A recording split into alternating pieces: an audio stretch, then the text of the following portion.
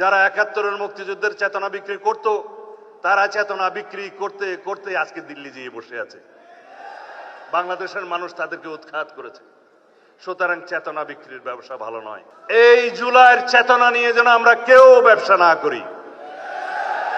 যারা জুলাইয়ের চেতনা নিয়ে বিভিন্নভাবে রাজনৈতিক সংগঠন করে রাজনৈতিক ফায়দা নেওয়ার জন্য চেতনা বিক্রি করছে, তাদের পরিণতি কিন্তু ভবিষ্যতে দেখা যাবে। ইতিহাস কিন্তু তাই। যারা ৭১-এর মুক্তিযুদ্ধের চেতনা বিক্রি করত, তারা চেতনা বিক্রি করতে করতে আজকে দিল্লি গিয়ে বসে আছে। বাংলাদেশের মানুষ তাদেরকে উৎখাত করেছে।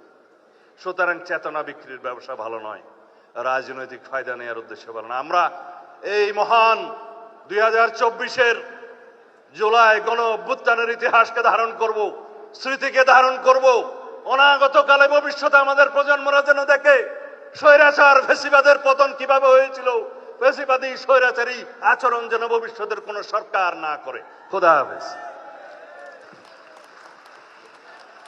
স্বরাষ্ট্র মন্ত্রণালয়ের মাননীয় মন্ত্রী জনাব সালাউদ্দিন আহমেদকে অসংখ্য ধন্যবাদ জানাই তার মূল্যবান বক্তব্যের